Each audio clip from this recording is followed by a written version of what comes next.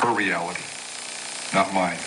Some people go crazy at that point. I felt it. It was one hell of a tweak. I mean, to just flip out and not know where I was. To be walking up the stairs with a camera bag that belonged to a young woman that had her severed head in it. Walking up to my apartment, past a happy young couple coming down the stairs who nodded and smiled at me as they went by. Good evening. And they're going out on a date where I'd love to be going. And I'm aware of both of these realities, and the distance between those two is so dramatic, so amazing, so violent, that really, I could feel the wheels squeaking inside. That was really pulling on it. And I imagine at that point some people break. But I didn't literally go insane. I didn't get lost. I'm Laura. I'm here with my best friend Marina, and this is Grim.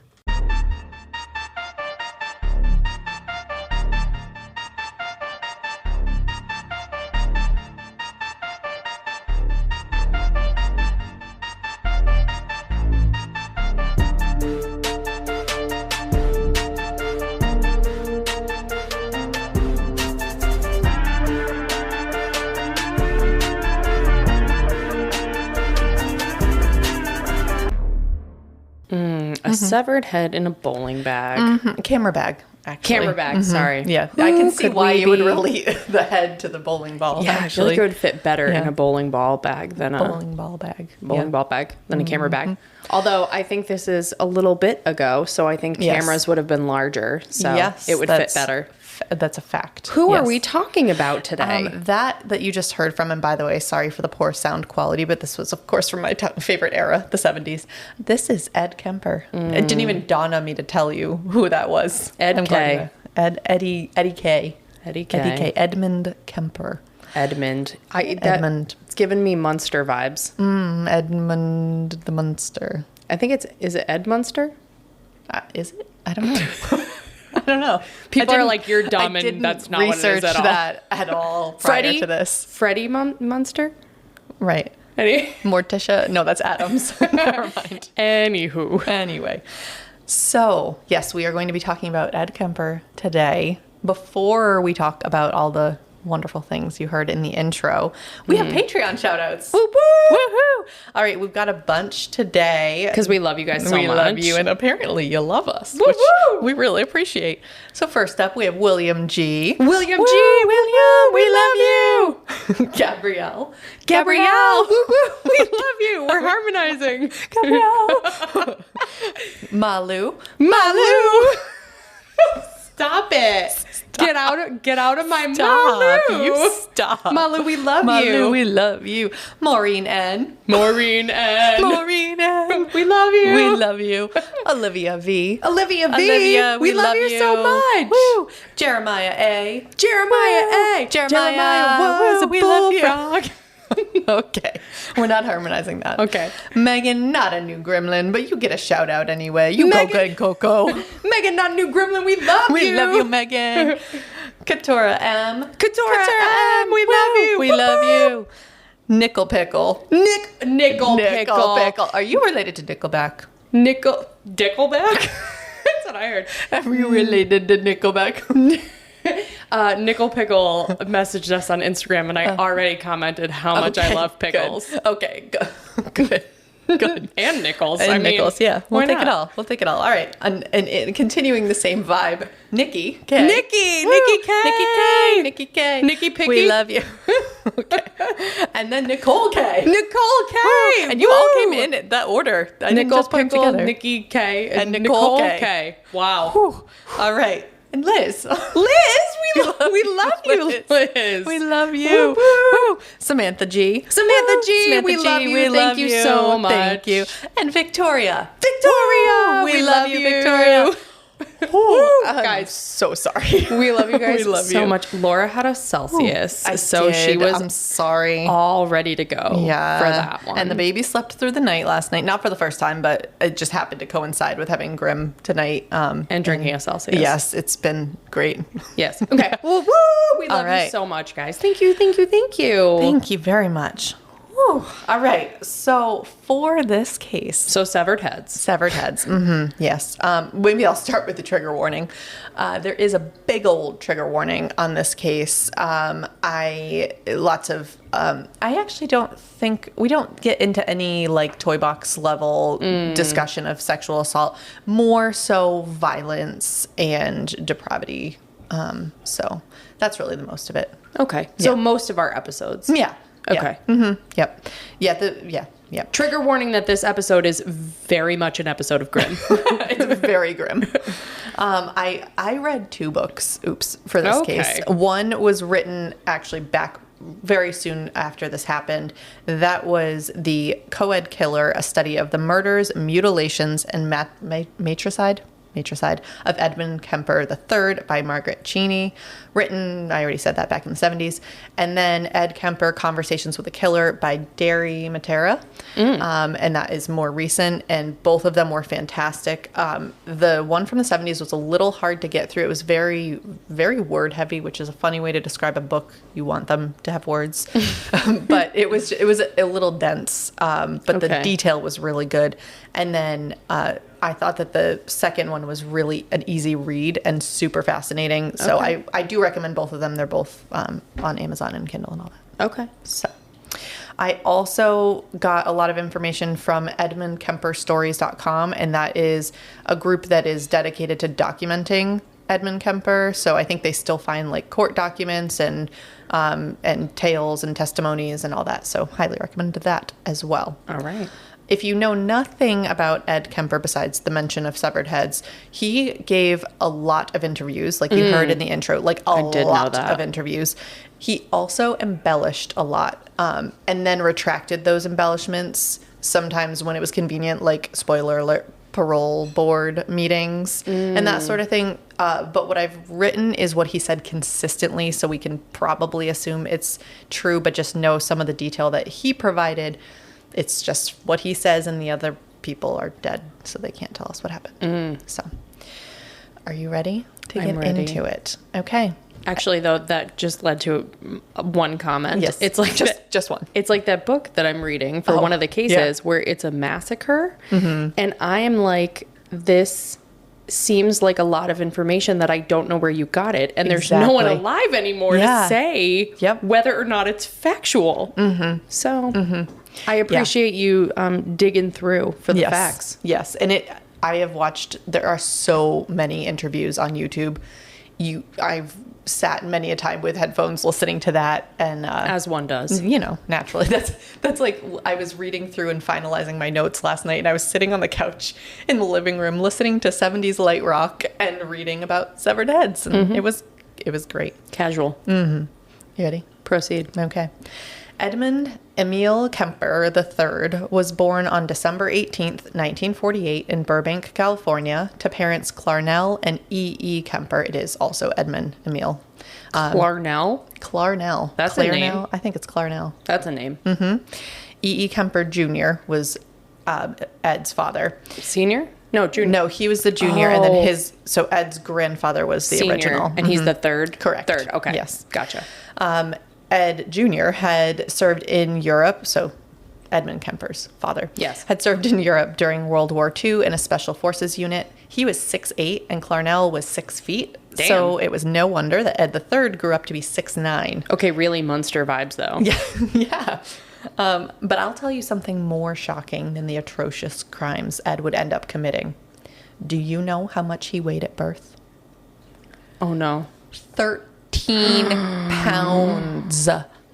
It almost makes you want to forgive Clarnell for how she treated Ed through his childhood. That's so many pounds. It's 13 of them, and that's so much. That's like carrying twins with one baby. Yeah, it is. Oh my gosh.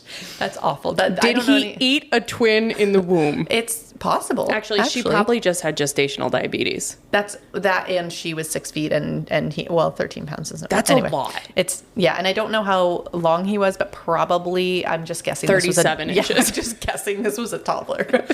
Now Ed, who his mother and father referred to as Guy, was the second of 3 children. It actually is amazing that she went on to have another child after that. The next one walked out. Yeah. just shimmied and shaken right out of there.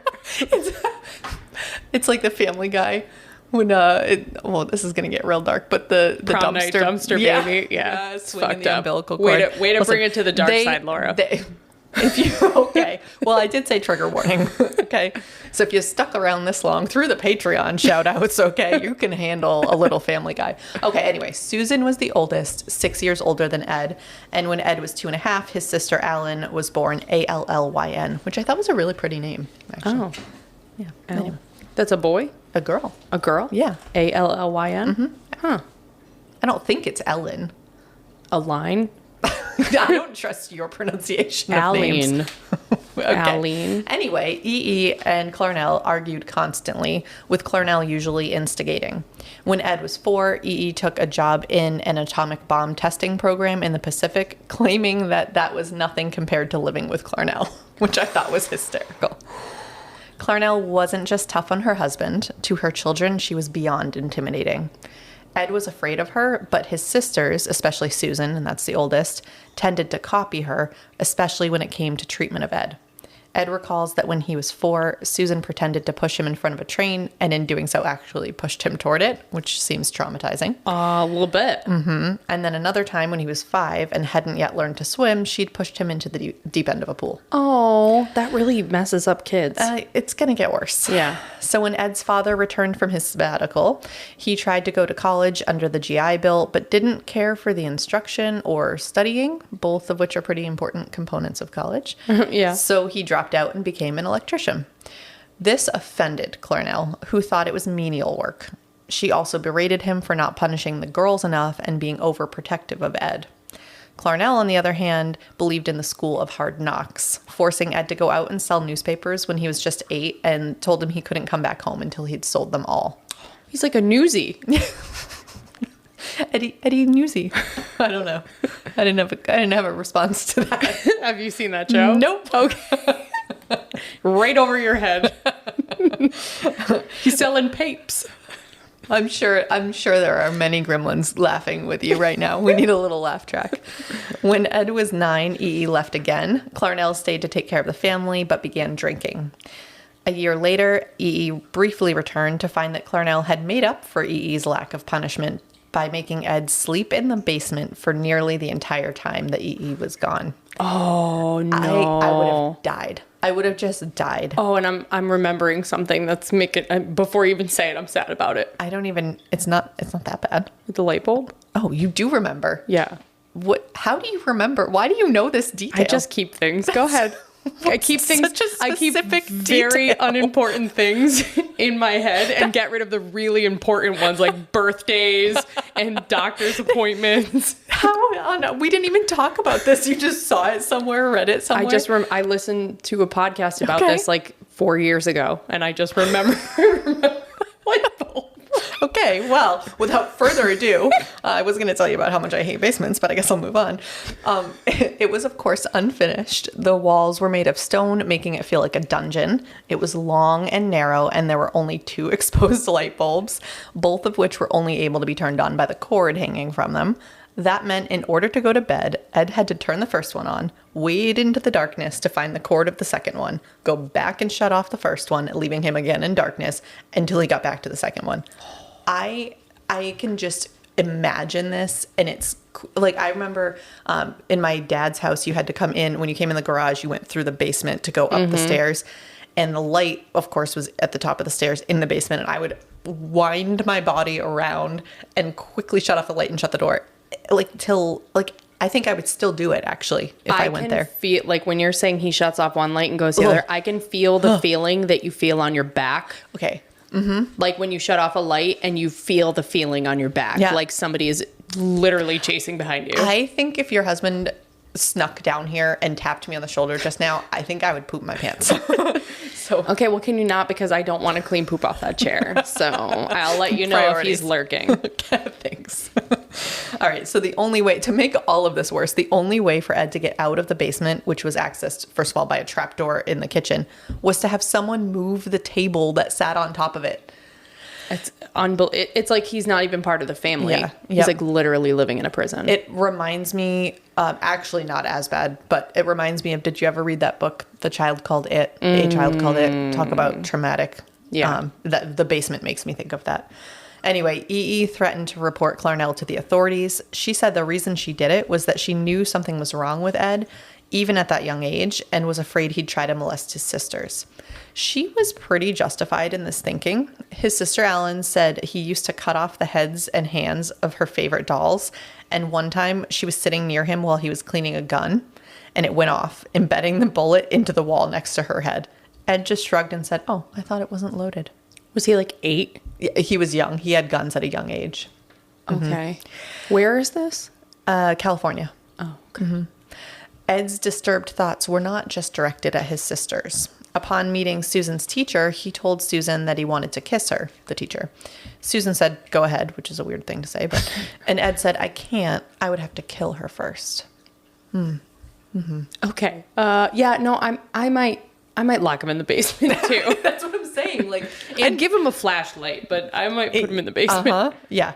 Ed thought of hiding in a closet at school and then jumping out and attacking his teacher. And one night he went so far as to borrow his stepfather's bayonet, which I don't know why his stepfather had a bayonet. From fighting in the war in Europe, right? Didn't you say That's he was his father? Yeah. This is his stepfather. Oh. Yeah, sorry, we haven't covered why he has a stepfather yet, but... I mean, I have bayonets. Do you not? I have one single machete, which means I'm not obsessed with them. You're not a collector I'm of not machetes. a collector of machetes. I need 2 for that. Anyway, he went to the teacher's house with this bayonet. He stood outside and imagined the different ways he could kill her, each time ending with him having sex with her after she was dead. Oh no, Ed. Another time he went to a cathedral and just prayed that everyone in the world would be killed except him. I too have those thoughts sometimes. That's very Thanos of him. I got that reference. Thanks. Okay.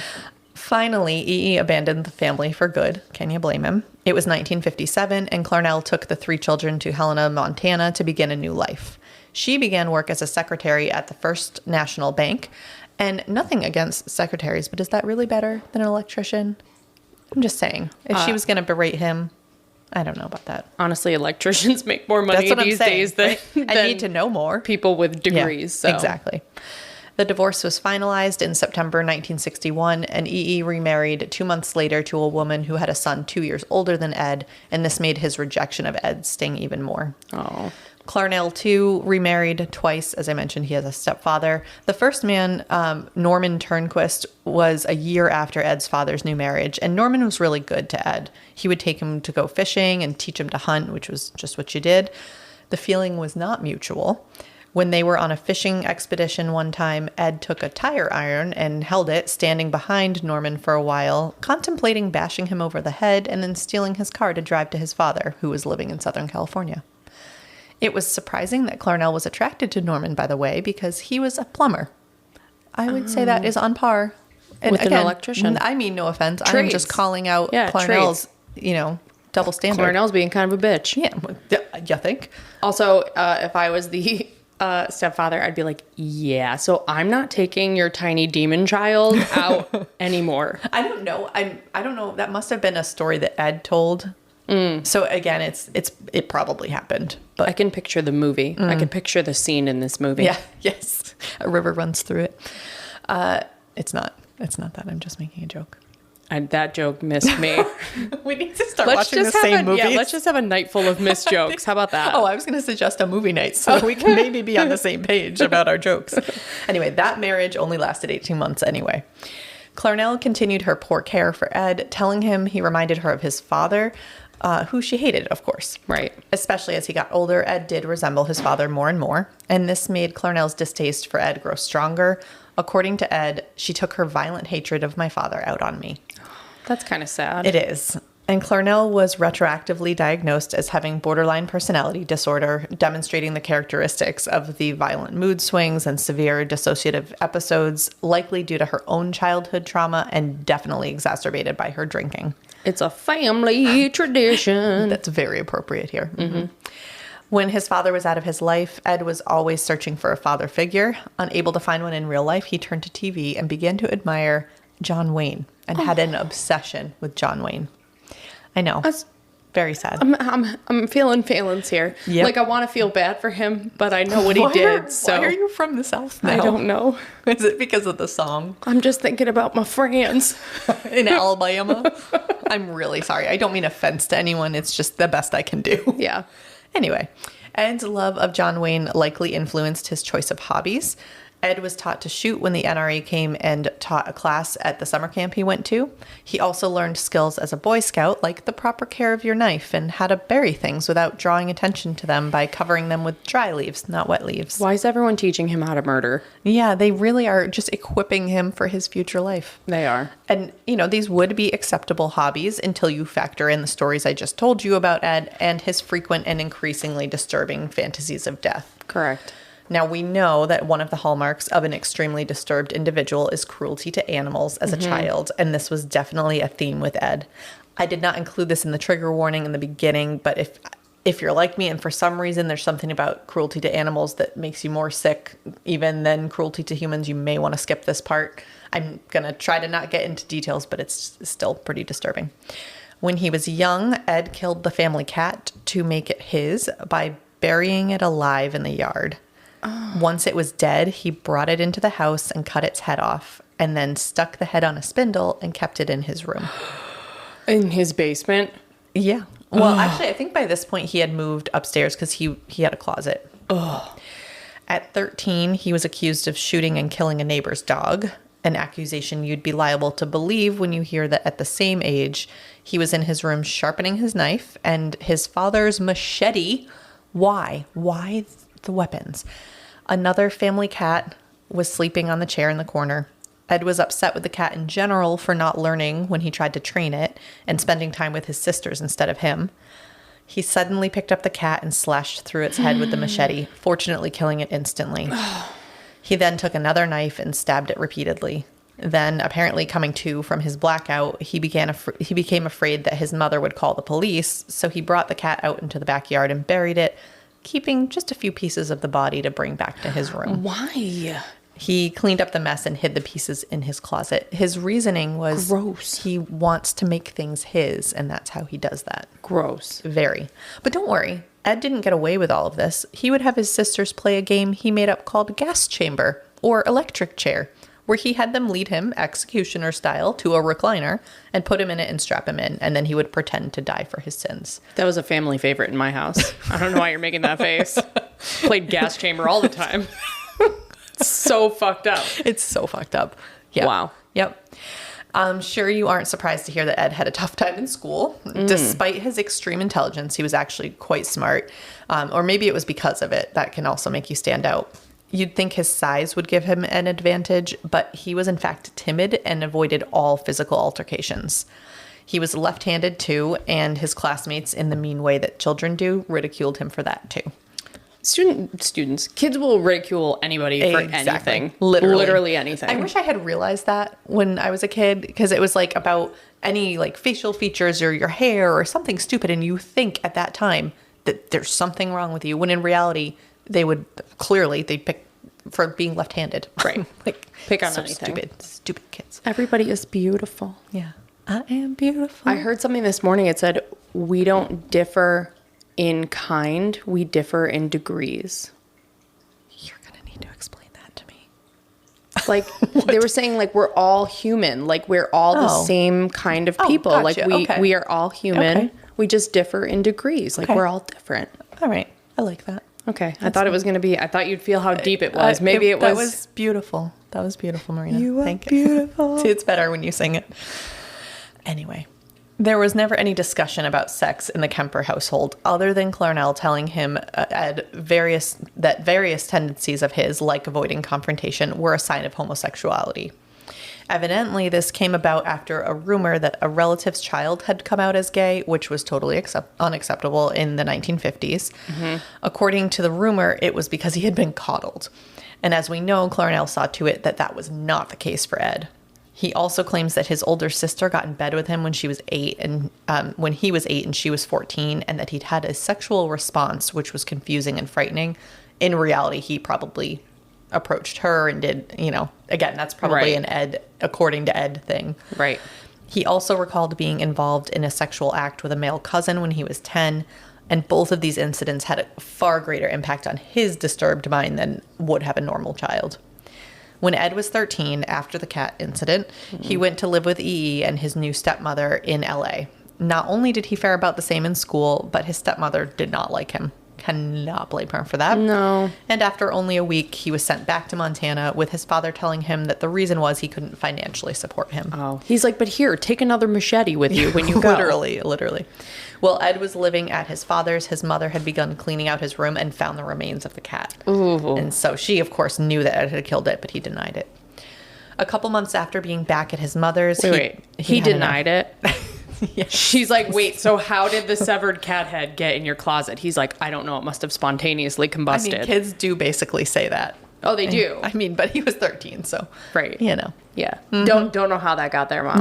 No idea. Circumstantial. Please ignore the machete in the corner. Insane. Yep. Now, so he'd been back at his mother's for a couple of months and just had enough. He took her car and drove to Butte, where he left the car and took a bus back to LA to his father's. For some reason, both parents were like, that's acceptable behavior. You can stay at your dad's. And he did, happily, until Christmas. After the holiday, EE took Ed to visit his grandparents in North Fork, a small town 4 hours northeast of LA near the Sierra Mountain Range. It was, I don't know what that was, a really difficult sentence. It was extremely isolated, and to Ed, it felt like a prison. Imagine his dismay when EE told him he was leaving him there. Literally, he thought they were just going to visit his grandparents for Christmas, and then he's like, surprise, you live here now. Worse, EE changed his phone number with his new one unlisted. So he literally just, his poor parents. He was like, see you never, enjoy my serial killer child. Basically, yes. Wow.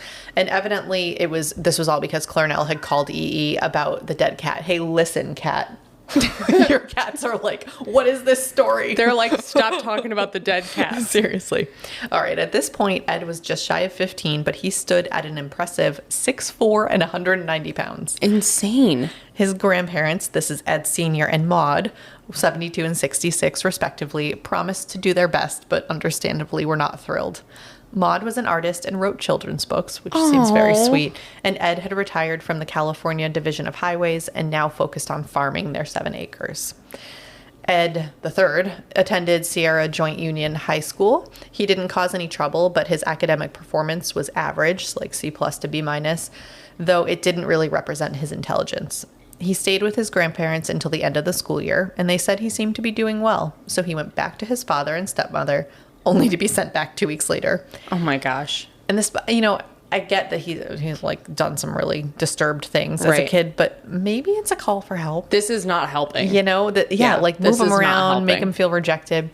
So upon his return, his grandparents noticed that he seemed sullen and that he had backslid. As an attempt to cheer him up, Ed's grandfather gave him a .22 caliber rifle as a Christmas present. I just don't understand why they keep arming this child. I was just thinking there's got to be a lot of weapons on the farm, too. Yes, definitely. Ed spent the next year shooting basically any animal that moved, to the point where his grandmother took away the gun when he seemed to be making a dent in the local populations of gophers, rabbits, and even songbirds. Oh my gosh. Literally was just shooting everything. And although I understand why she took the gun away, it was logical. It actually made Ed more dangerous because he had been channeling all his rage into shooting the animals. Oh no. Now he had no outlet and his anger was building up. This was exacerbated with his grandmother, who, in another attempt to get Ed on the right path, forbade him from hanging out with other kids his age because she was afraid they'd be a bad influence. But now he's just escaped his domineering mother, only to be trapped by a domineering grandmother. He's alone. He has no gun. He has nowhere to channel his rage. I feel like Maud's days are numbered. Yeah, it's not good. In fact, in Ed's words, he was a walking time bomb. He began to hate Maud even more than Clarnell.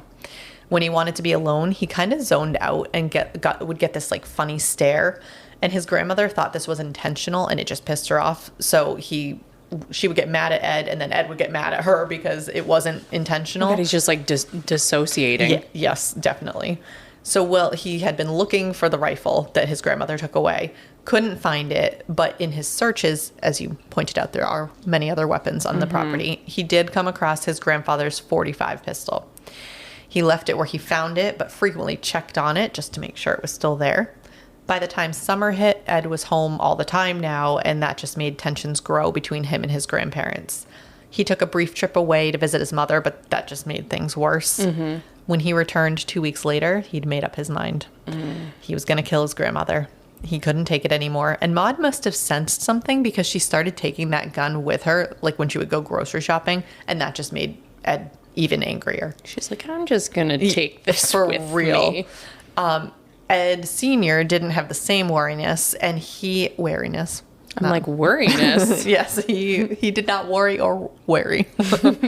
And he eventually gave the .22 back to Ed, who resumed his gopher side. This was the plan for the day on August 27th, 1964. Before he headed out for the day, he was sitting with Maud, who was at her typewriter in the kitchen.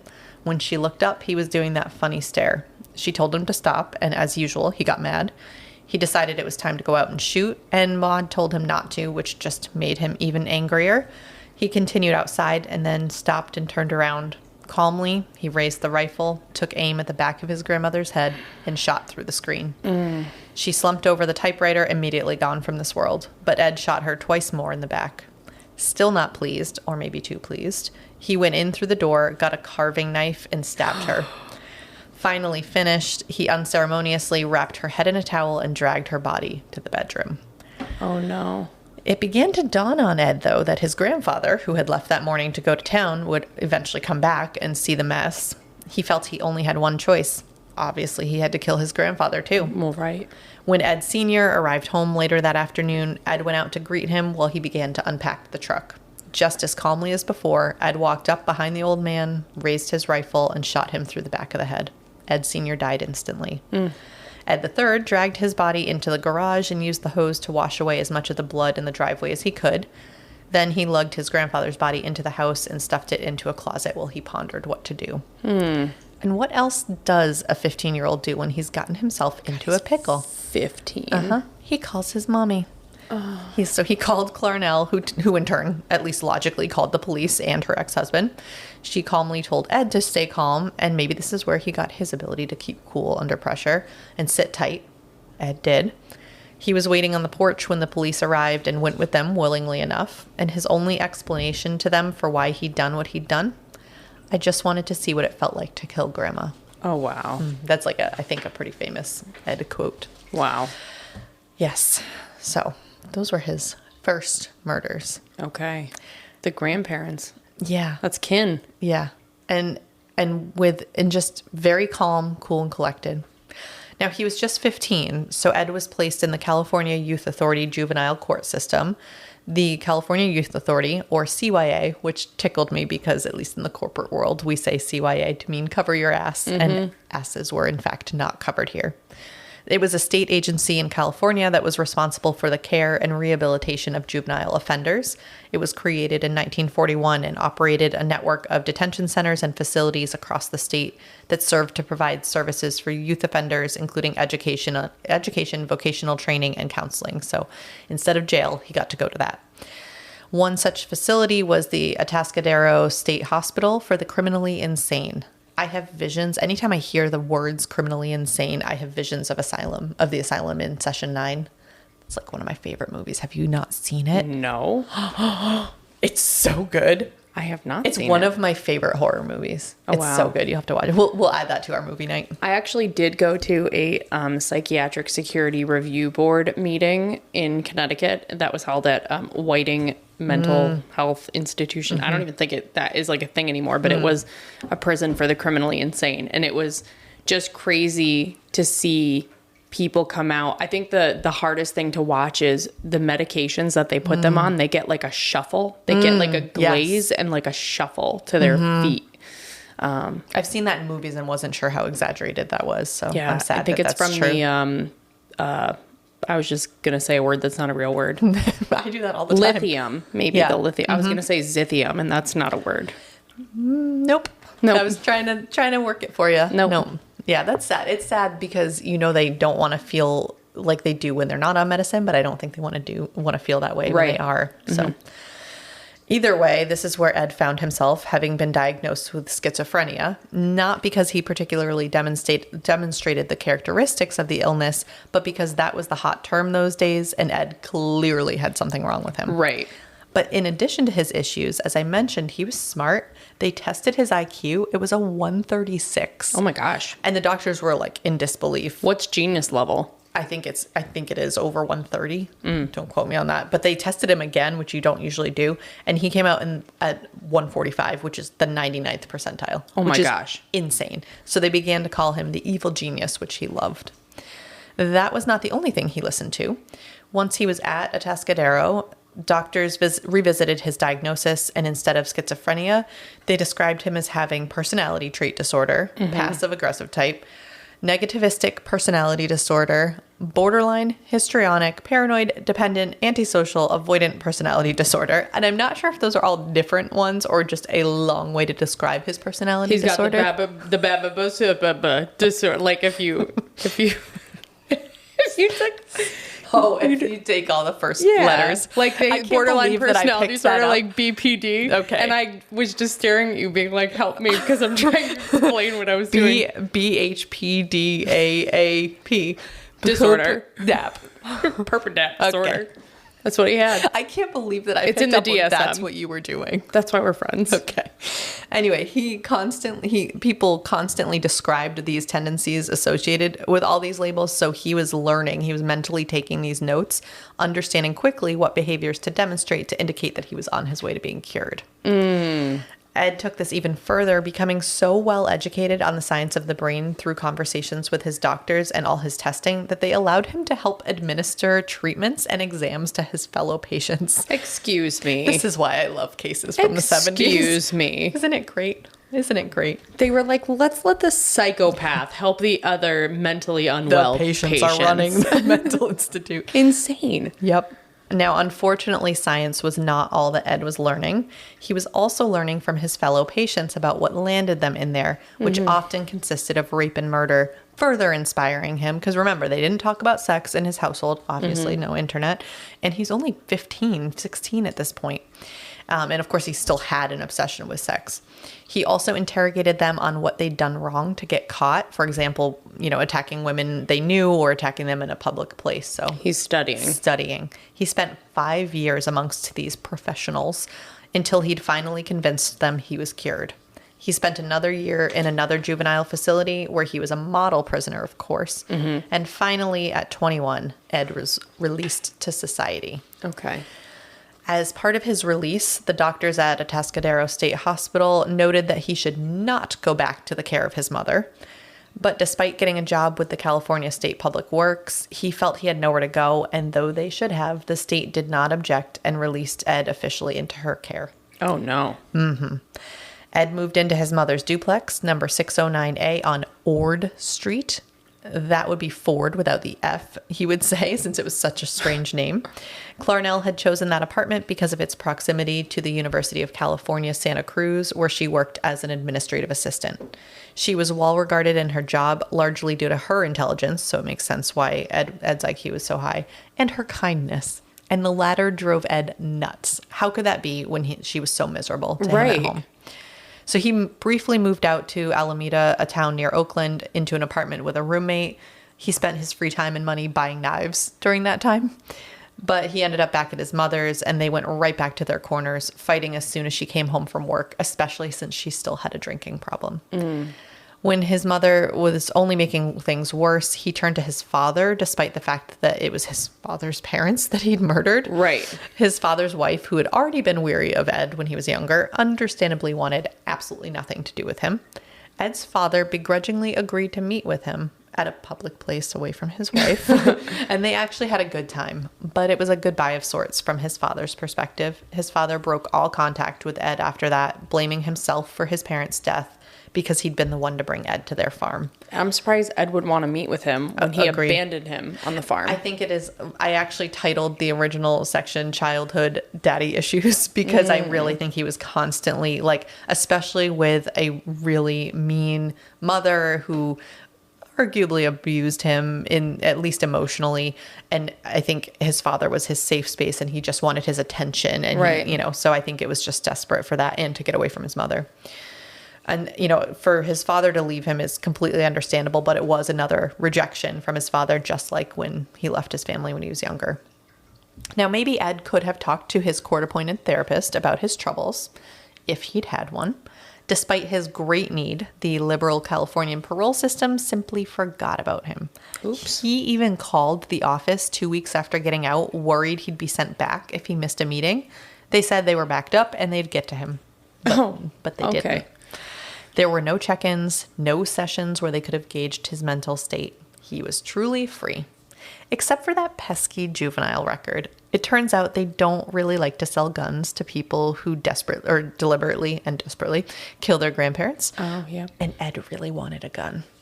So Ed set out on his mission. He went to two different, I don't know. I was like, dudes. He went to dudes. He went to dudes. He went to two dudes. Two different psychiatrists getting positive reports that would be used for his attorney's petition to have his juvenile record sealed. Oh my gosh. One of the doctors wrote a report on the record that said he had examined Ed and that, quote, I see no psychiatric need to consider him a danger to himself or any other member of society. His motorcycle and driving habits, he had gotten a motorcycle, I'll tell you about in a second, would appear to be more of a threat to his own life and health than any threat he is presently to anyone else. He's too smart. Wrong. Yes, he is, because he had learned everything in the hospital and knew exactly what they were looking for and I don't think they cared. Mm-hmm. There's actually in the book from the 70s, there's a whole section on why it was such a battle, like what percentages of people went on to do things. And it honestly, they didn't really do anything wrong. I'm reading it kind of like they did, but they really didn't. Right. There was no way for them to know. And that's actually what the book goes a bunch into is there's just no way to predict someone's future behavior. Well, especially when you have someone this cunning and smart, they're flying under the radar. Exactly.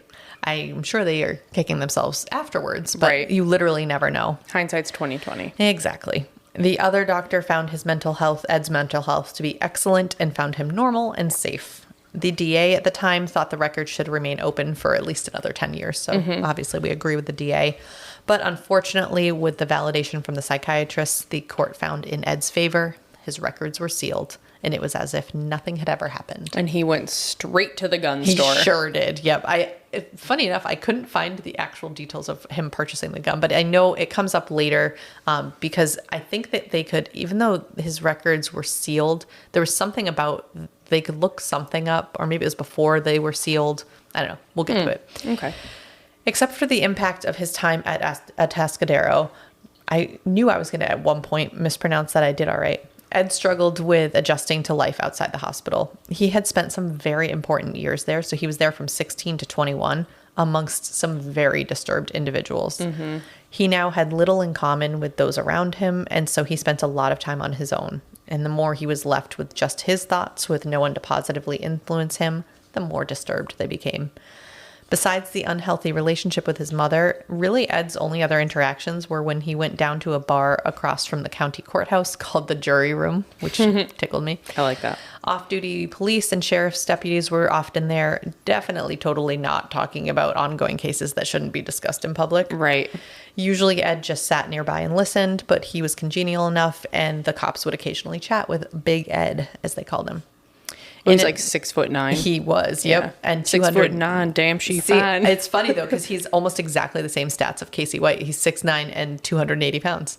Big guy. Now, I had mentioned he got a motorcycle. That was his attempt to satisfy his desire for danger. So he's 24 now, and he was not meant for such a machine at his size. He rode poorly, so much so that he crashed it twice. The second time getting hit by a car, severely breaking his arm. He received a significant settlement. It was $15K then, which is about $100K now, from having to get a steel plate put in his arm. And he used that money to buy his new vehicle, a giant banana yellow Ford Galaxy 500. Oh my gosh. This is think like a giant Cadillac, but not nearly as luxurious. I'm just thinking how many people would have survived if that car had just run him over. Yeah. That's what I'm thinking. I'll give you a number at some point. Okay. At this time in the 70s, hitchhikers were prevalent everywhere, but especially unfortunately, near him since they were near the university. Taking advantage of his new car, Ed went cruising. Wanting to just dip his toe in the proverbial water, he began picking up girls looking for rides, holding back his thoughts about how stupid they were for getting in a stranger's car. Don't they know he could be a serial killer? Oh my gosh. Ever the student himself, he drove up and down California, several hundred miles in either direction, looking for opportunities. With each new passenger, Ed learned more. For instance, he quickly learned that his outdated style, he had short hair like a cop's, and this was the 70s, so long hair was in. It made him look older and made the girls uncomfortable, so he quickly adapted, letting his hair get longer and growing sideburns. In an effort to make his car even more appealing, he badgered his mother to get him an A parking sticker from her job, so it indicated that they belonged to the university. Mm-hmm. The same sticker was used at other colleges as well, and the guidance at the time was for students to choose cars with those stickers to be safe. Mm-hmm. He made other changes too. Although he'd yet to act on any of his violent fantasies, he prepared a kill kit that he kept in the trunk. Oh, no. Mm-hmm. It contained knives, towels, blankets, ropes, handcuffs, garbage bags, among other things. Preparing for the inevitable escape attempt once he did eventually choose a victim, he figured out how to render the passenger door useless by wedging a chapstick into the locking mechanism when he was supposedly reaching over to lock the door. Now, this leads me to an interesting note about Ed's giant car. So although it was huge, it was actually a two-door coupe. So in order to get in and out of the back seat, it was either the driver or passenger's door. So really you had like one exit that has now been locked when Ed takes over. Oh, I don't like that. With the logistics in place, Ed continued to hone his craft over the next year. By the following spring, he had gotten so good at putting the girls at ease that he was able to take them on longer routes to their destination, taking more detours through increasingly remote locations. Despite having a kill kit, Ed's original intention was actually not to murder the girls. He just desperately wanted to have sex with a girl. The trouble was, he had no idea how to talk to girls, let alone get them want him to make a move. So digging into the depraved toolbox he acquired in his time at the mental hospital, Ed thought, simple, I'll just rape them. But Ed's genius IQ made him quickly realize an issue with this plan. Not the moral issue, of course. No worries about that. But Ed was a giant man driving around in a giant bright yellow car, and it was highly likely that he'd be identified by his victims. Pretty quickly. Yep. So Ed thought, again, simple. I'll just kill them and then rape them. Oh, God. That order. That is the order he prefers. Yeah, that's... That was not... Yeah. Okay. On May 7th, 1972, Ed was ready.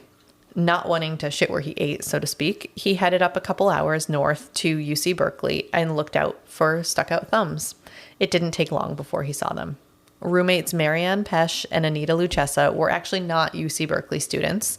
They went to Fresno State, 200 miles to the south.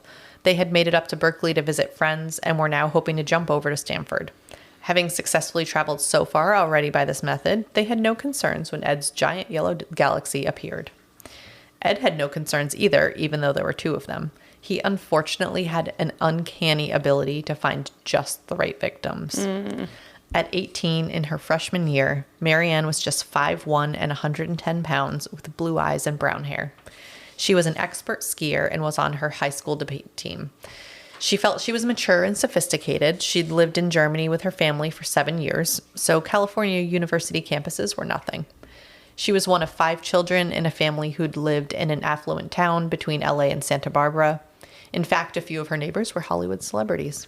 Her father was an engineering executive before becoming the international operations director of the company's aerospace division. That sounds really important. Yes, it does.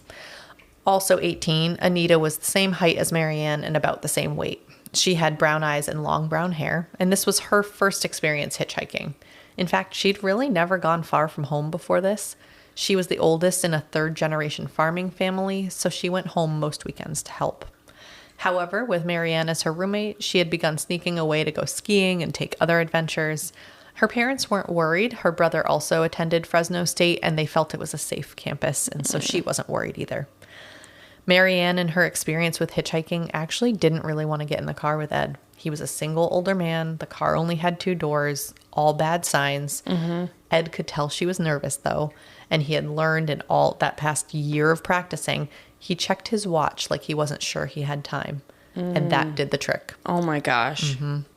Their false confidence was immediately apparent to Ed. In his own words, I asked them a few questions and determined to my satisfaction that they were not familiar with the area. It didn't take that much of an effort to deceive them because they were terribly naive. Gives me goosebumps. I'm that person, by the way. I'm like too trusting of everybody. Yeah, I would like to believe I'm not, but I too am like, that's fine. I would just be like chit-chatting away. I'd Yes, be like, you would. oh, this is where I die now? Great. Super. Yep. The girls had started off trusting, but shortly after Marianne climbed in the back of the Galaxy and the door shut behind her, she felt that something was off. She and Anita, who of course was in the passenger seat, kept exchanging increasingly nervous looks. Ed was acutely aware of this, and it only served to feed his excitement. It's unclear exactly who said what first, but soon they were outright arguing about what was going to happen. The girls knew that they were in trouble, but Ed was trying to convince them that he wasn't going to hurt them. He was going to hurt himself, and that he needed help, and that's why he was driving off to a remote location. He managed to get them to believe him enough that they calmed down, but he was worried it wouldn't last. It was time to act. He pulled off onto a deserted road and showed them one of his newly acquired guns to scare them into submission. He then handcuffed Marianne to part of the seat in the back, allowing him to focus on dealing with Anita, whom he thought would be more controllable. He was right. He got out of the car and went around to her side, yanking her out and dragging her to the trunk. He shoved her in, slammed it shut, and returned to Marianne. He pushed her face into the seat and disconnected the handcuffs from the car and locked them again so her hands were behind her back. In doing so, his hand accidentally touched her breast, and immediately he flushed bright red in embarrassment. He apologized profusely, an absolute absurdity given what he was about to do. Right. He couldn't handle touching girls. Oh my God. Living girls. Next, Ed grabbed a plastic bag from his kill kit and quickly pulled it over her head, cinching it with one of the terry cloth belts, also from the kill kit. Marianne fought desperately for her life. We've read a lot of cases, a lot of people being murdered. It's kind of the point of the podcast. And for some reason, Ed's description of her fighting for her life just like turns my stomach. I don't know what it is about this one, just really upsets me, because she's this little 110-pound 5'1". He's literally 3 times her weight. Giant, yeah. She was drastically outweighed, of course, had the disadvantage of, having her hands behind her back and a bag over her head. Right. But Ed was completely unprepared for such a fight. Marianne chewed through the plastic bag, sucking in much needed fresh air. She somehow got the belt up to her mouth and ripped that too. Ed then grabbed his knife and stabbed Marianne, in his words, all over her back. Oh. Then, as she turned, he stabbed her in the side and the stomach. Facing her now, in his own words, quote, I could have stabbed her through the heart, but her breasts were there. Her breasts actually deflected me. I couldn't see myself stabbing a young woman in her breasts. That's embarrassing. Wow. Ed was flustered, likely because of all those thoughts of a living woman's breasts, and stabbed her everywhere but her breasts. In this flurry, he kept hitting her bones. Again, in his words, I stabbed her, but she didn't fall dead. They're supposed to fall dead. They're supposed to go, oh, and fall dead. I'd seen it in the movies, right? It doesn't work that way. When you stab someone, they leak to death. Okay, for someone who's so smart. Mm-hmm. Yeah, that's true. You should really know how that works. Mm-hmm. Impatient, Ed changed tactics. He pulled Marianne's head back and dragged his knife across her neck. This did the trick. Oh. Marianne's valiant fight for her life came to an end. Now it was time to deal with Anita, who was still in the trunk, but thanks to the thin cushions of the 1969 Galaxy, she had listened to her best friend being violently murdered the whole time, knowing she was next. Ed was scared too, but obviously for a different reason. He was shaken from his experience with Marianne, so when he opened the trunk and prepared for the attack, he opted for his big boy knife, a larger, heavier one he called the General. Well, this metallic military man evidently didn't agree with Ed and attacked him. Ed cut himself as he went to stab Anita, later needing 3 stitches. He didn't even notice the cut until he got home, leaving a shit ton of DNA everywhere. So thankfully for him, it was the 70s. Contrary to his prior belief that she would be more submissive, Anita put up even a greater fight than Marianne. She too was thrashing and screaming. Despite the remote location, Ed was worried someone would hear her. He kicked it into high gear. In his words, I was thrusting and the knife was going very deep, and it amazed me that she was stabbed 3 times and she was still going at it. I tried stabbing her in the front again, or towards the throat area, and she was making quite a bit of noise and was trying to fight me off, and I stabbed her in the forearms. One was so bad you could see both bones. And when she saw it, when I hit it, I didn't think it really hurt so much as it was the shock of everything happening so fast. She looked at it and I could see the expression on her face of shock. She reacted to each one of these things with a completely different thing. This girl was actually fighting me, almost succeeding. But really, she didn't have a chance. I kept on mindlessly attacking her. And he was right. Her body could only withstand so much of an onslaught, and eventually she succumbed. It's so sad. Relieved now to be the only living human in the area, Ed took both Marianne's and Anita's bodies and shoved them into the trunk, slamming it shut. He walked back to get in the driver's seat and panicked. He couldn't find his keys. He was convinced he'd just locked them in the trunk until he realized he'd just put them in his back pocket, which he never did. He was truly rocked by this experience. Oh my gosh. Wasn't anything like he'd expected. Their deaths weren't quick, they were messy and difficult, but he was ultimately quite pleased with the results. He admired their now cold bodies. Now these were girls he could talk to. Ugh. And you're going to have to wait until part 2 for me to tell you what he said. I don't want to know what he said. No, I mean, this was bad, but like, we will reiterate the trigger warning on the next one. It's a lot worse. So. I did retain a fact other than the light bulb, which I've already discussed with you. It's just stuck in my brain now, but we'll get to that. We will indeed in part 2. So, hey, if you're enjoying listening to Grim, make sure you're getting the most in between episodes. You can find us on Instagram at Grim Crime Podcast, and on Facebook, just search Grim: a True Crime Podcast. If you're sick of hearing my episodes, you can subscribe to our Patreon, listen to the bonus episodes that Marina's been doing. You can do that by searching Grim: a True Crime Podcast on the Patreon app or website. And depending on the tier you choose, you'll get a shout out, as you heard earlier, access to our bonus episodes, or even access to our supremely awesome Discord server. Boop, boop. You can send us an email at grimcrimepodcast@gmail.com. And that's also where you can send case suggestions, or you can DM us. Wherever you do listen, please rate us, or even better, leave us a written review. Thanks for being here, and listen, learn, and stay alive until next time, because the future is grim.